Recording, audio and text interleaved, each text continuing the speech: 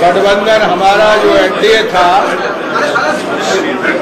वो 17 बरस से था और अटल जी और आडवाणी जी के साथ सभी पार्टियों ने बैठ करके नेशनल एजेंडा बनाया था। इस दौर में कई तरह की राजनीतिक उतार चढ़ाव आए। हमारी लगातार हम लोगों की कोशिश रही है कि जो एनडीए है और उसमें जो नेशनल एजेंडा है उसके दायरे में हम सब लोग चलें। लेकिन ये पिछले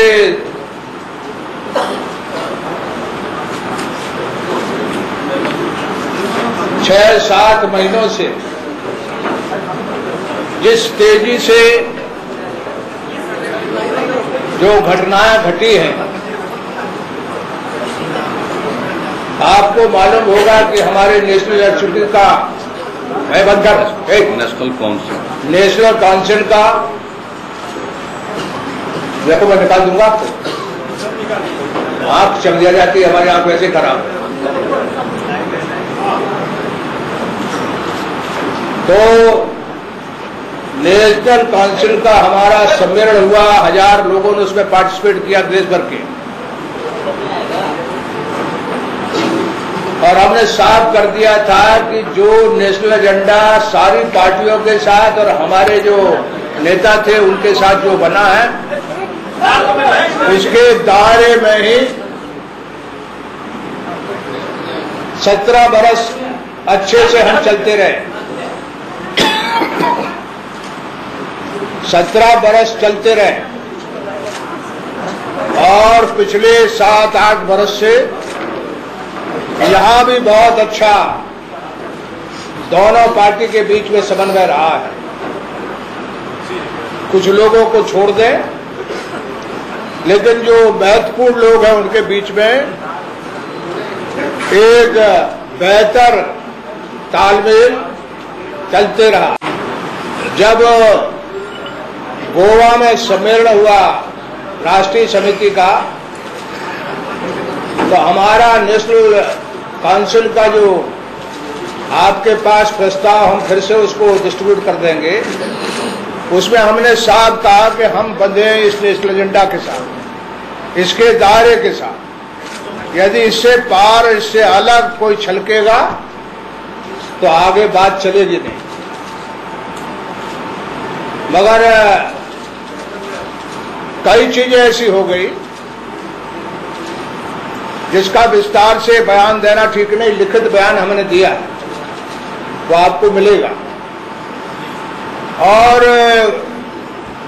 जो गोवा है उसमें वो अपनी पार्टी में किसको पदाधिकारी बना रहे हैं, वो बने भी नहीं थे, उन्होंने फैसला भी नहीं किया। तो उसके पहले हमसे कहीं दूर दराज के इलाके में पूछा, तो हमने कहा उनकी पार्टी का आंतरिक मामला है, वो किसको क्या बना रहे हैं इससे हमें कोई वास्ता नहीं। लेकिन उसके बाद जो भाषण हुए, वो भाषण जो है वो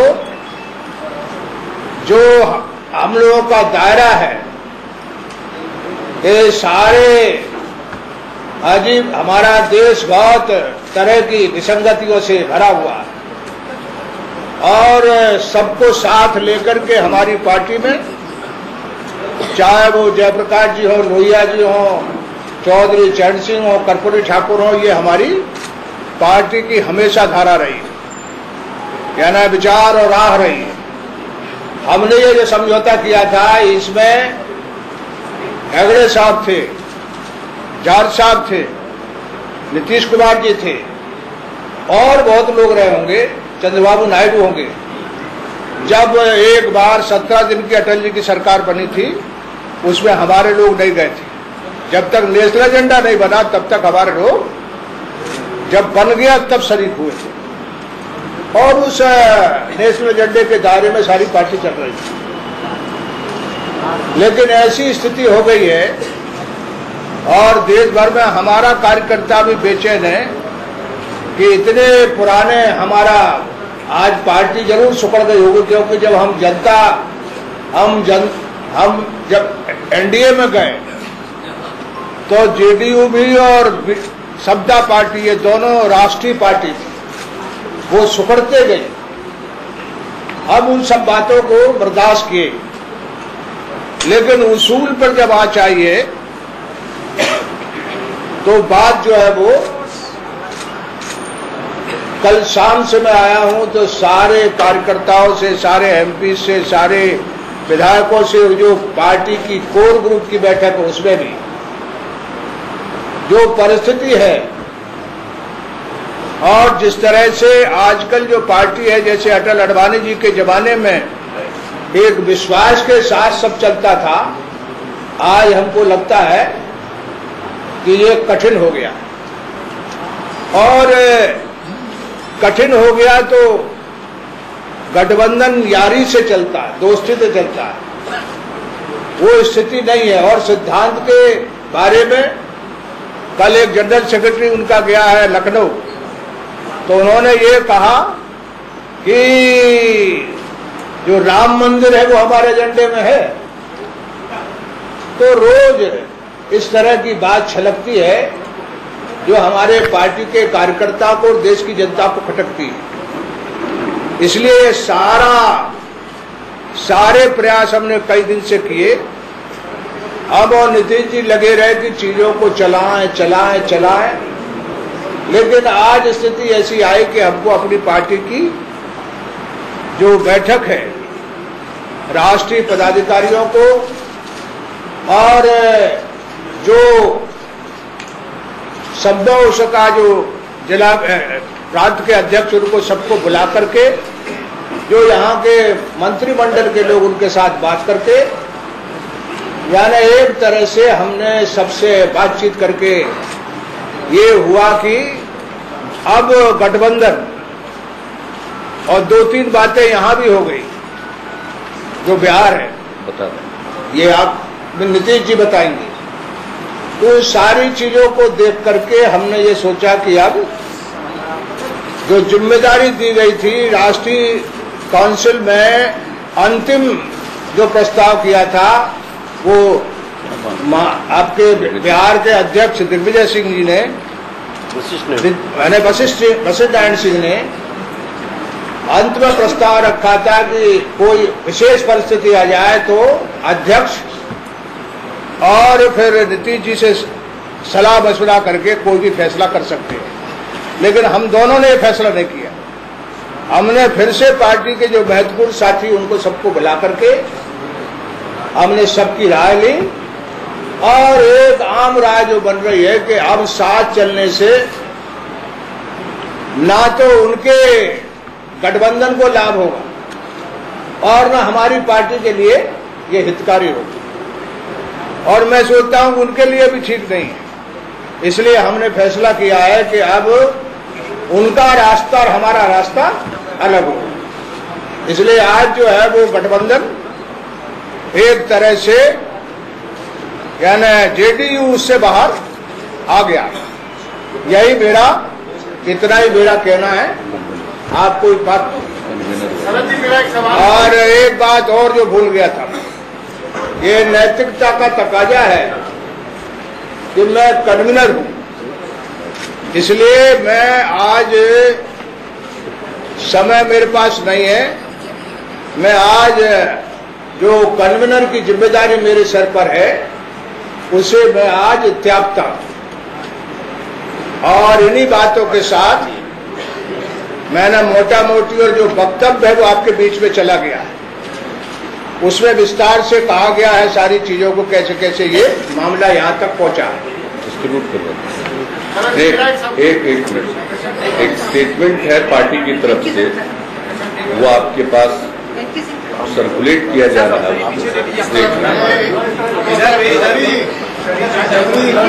हो जाएगा। आप बिल्कुल शांत रहे, सबके मिल जाएगा। डिस्टर्ब होगा जाएगी आपके इस निर्णय की वजह से जो सरकार जिसको वोट बहुमत था वो आज अल्पमत में आ गई है। क्या ये जो रिस्क है, रिस्क जो है, क्या आपने ये कैलकुलेट किया है? उसके बारे में जो आप पूछ रहे हो, तो मुख्यमंत्री नीतीश कुमार जी अभी बहुत सी चीजें 1-2 दिन में हुई हैं, उनको विस्तार से आपको बताएंगे कि आगे क्या होगा। देखिए साहब, जो सुनिए ना आपकी बात, जो हालात थे और जो हम लोगों का शुरू से स्टैंड रहा और जो अलायंस था, उसका जो बुनियादी सिद्धांत था, उससे जब साफ साफ भटकाव दिख रहा है, तो वैसी परिस्थिति में जनता दलियों ने राजनीतिक निर्णय लिया है और उसकी जानकारी पार्टी के राष्ट्रीय अध्यक्ष श्री शरद यादव जी ने आपको दी। बिहार में एक मिलीजुली सरकार चल रही थी, सरकार ठीक ढंग से चल रही थी और हालात ये पहुंच गए कि अपनी सरकार की उपलब्धियों की चर्चा करना, एक पिछड़े राज्य के विकास के सफलता की कहानी को बतलाना,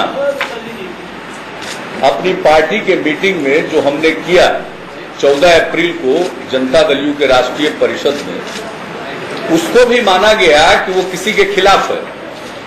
यानी हालात ये हो गए कि हम अपनी उपलब्धियों का, जिसे हम मानते रहे कि साझा उपलब्धि थी, इन उपलब्धियों से लोगों को परेशानी होने लगी।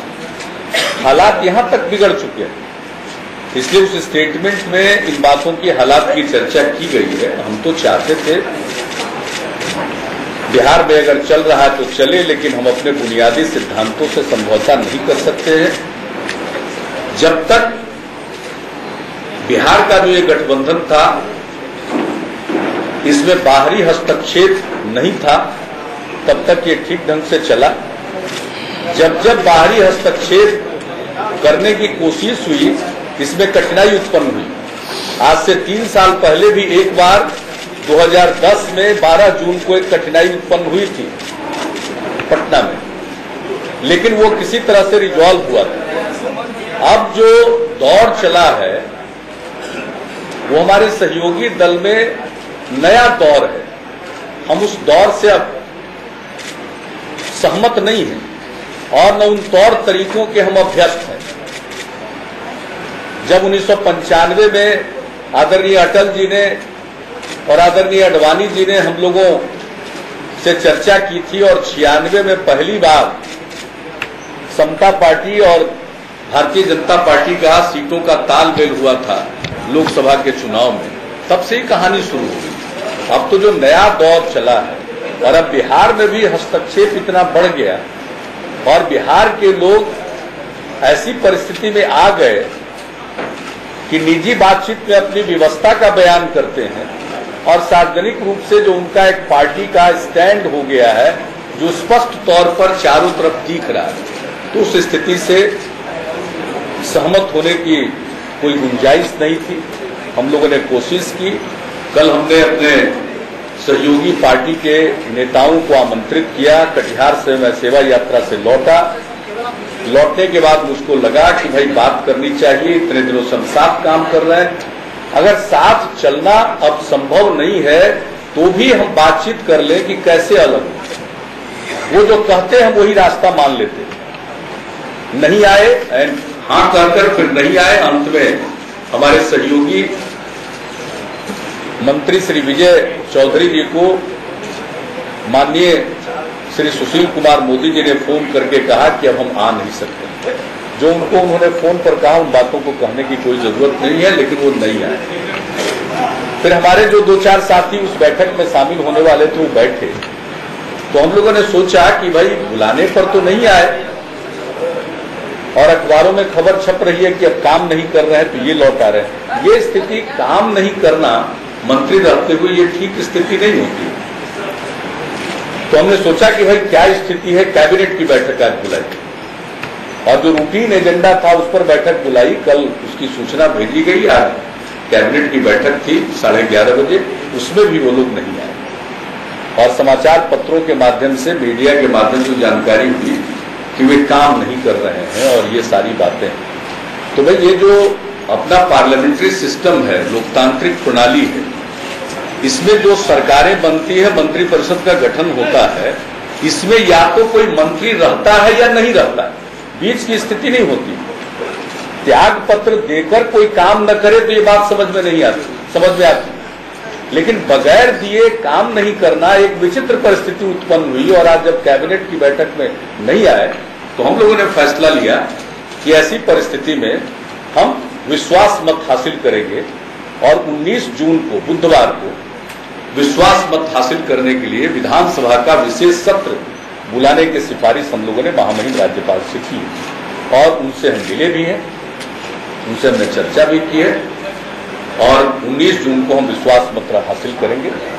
और ये स्थिति अनिश्चय की स्थिति नहीं रहनी चाहिए, और मंत्री काम करने के लिए होता है, मंत्री काम न करे ऐसी स्थिति मंजूर नहीं है।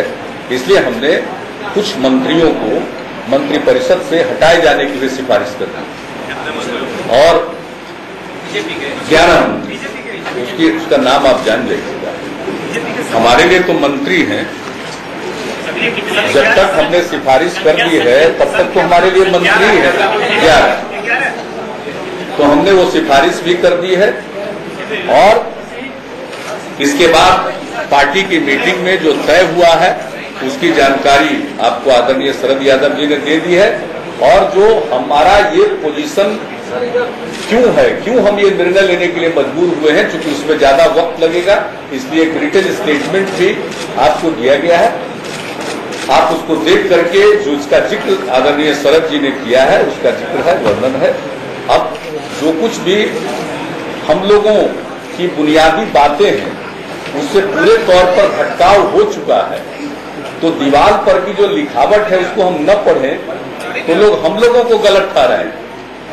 और जिस तरह से बात हो रही है उसमें, और मैं तो यही चाहूंगा कि भाई इतने दिनों तक काम किए हैं, हम तो अपनी तरफ से नीतियों पर और सिद्धांत पर हमारा ये गठबंधन, जैसा कि राष्ट्रीय अध्यक्ष जी ने ऐलान किया है, राष्ट्रीय स्तर पर समाप्त हो रहा है। इसका ऐलान जो इन्होंने अभी कर दिया है, और एनडीए के कन्वीनर पद से इन्होंने त्याग पत्र देने की भी घोषणा कर दी, लेकिन फिर भी हम लोग बिहार में साथ में काम करते रहे, इसलिए हम अपनी तरफ से कोई कटु वचन का प्रयोग नहीं करना चाहेंगे। हालात ऐसे थे कि बिहार में किसी भी प्रकार के संशय की स्थिति को बनाए रखना कुछ घंटे के लिए भी वो लोकतांत्रिक व्यवस्था के लिए उचित नहीं था। इसलिए हमने 2 फैसला लिया है जिसकी जानकारी आपको दे दी। 19 जून को कॉन्फिडेंस सीख करेंगे हाउस में, हम विश्वास प्रस्ताव पेश करेंगे, और जो बाकी दूसरा निर्णय।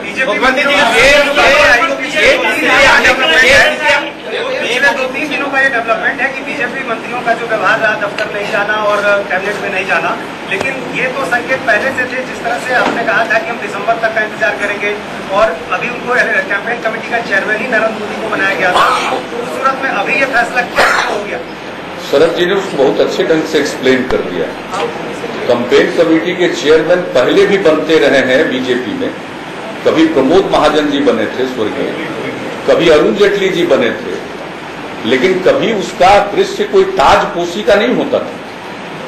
इसलिए हर आदमी को ये कोई तकनीकी बात नहीं है, राजनीतिक बात है। परसेप्शन क्या क्रिएट हो रहा है,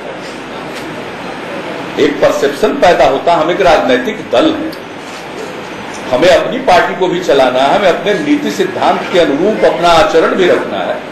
इसलिए इसको पूरा एक्सप्लेन कर दिया है शरद जी ने, और रिटन स्टेटमेंट में भी एक्सप्लेन। मुख्यमंत्री जी, आपने कहा कि बाहरी ताकत है, बाहरी लोग आते रहे, बीच में आते रहे यहाँ बिहार में, जिनकी वजह से बीजेपी में अंदरूनी बिहार बीजेपी के नेता निजी तौर पर किस तरह की व्यवस्था महसूस करते थे, सब आप लोग जानते हैं। नहीं मुख्यमंत्री जी, सवाल ये है कि बाहरी नेता का इंटरवेंशन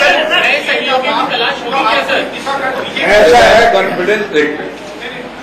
कॉन्फिडेंस सीख करेंगे। 19 जून को विधानसभा का विशेष सत्र होगा, और हम विश्वास मत हासिल करने का प्रस्ताव प्रस्तुत करेंगे।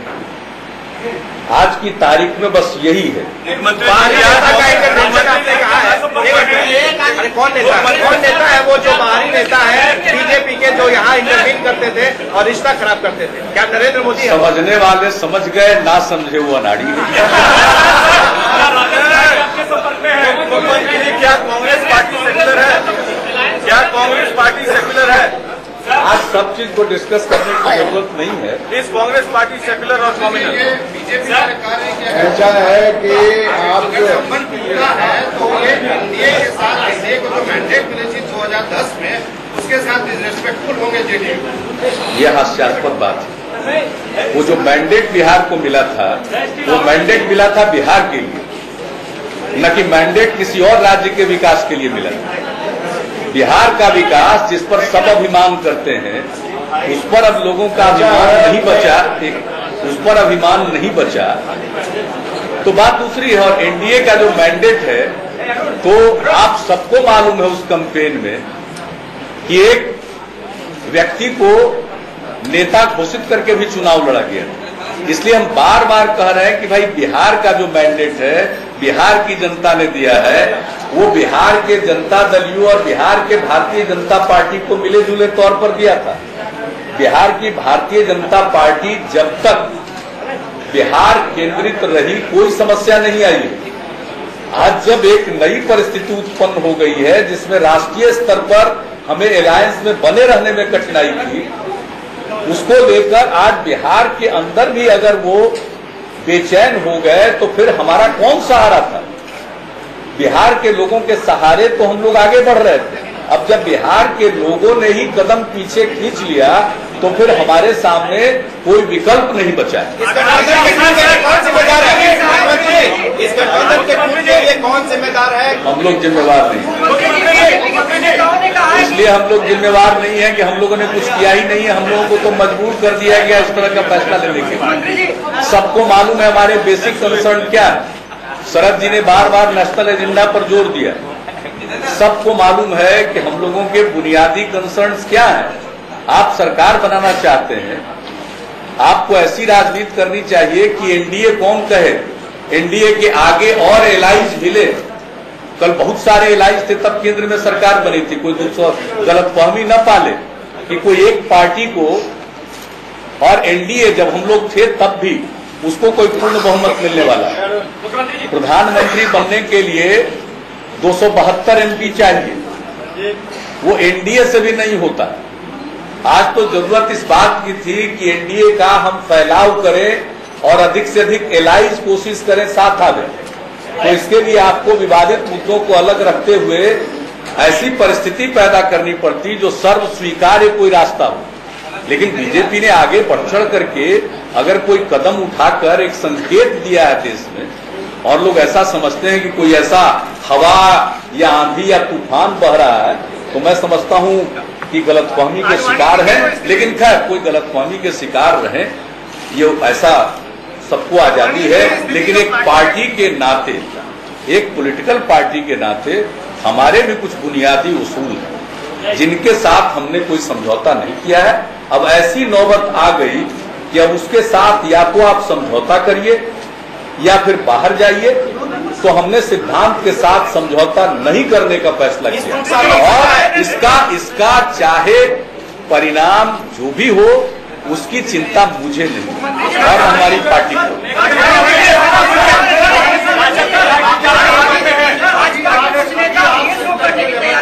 एक पेपर का कटिंग लेके भाजपा नेता घूम रहे हैं, जिसमें आपने 15 नवंबर के बाद नरेंद्र मोदी को बधाई दी थी उनके 16 दिन से। अरे ये सब कोई बात है? हम लोगों का गुजरात में कोई समझौता है? जो बातें आप पूछ रहे हैं वो अनवरत है, अनंत है। इसलिए आज की जो प्रेस कॉन्फ्रेंस है उसके लिए आप सबको बहुत बहुत शुक्रिया और सब लोगों को धन्यवाद।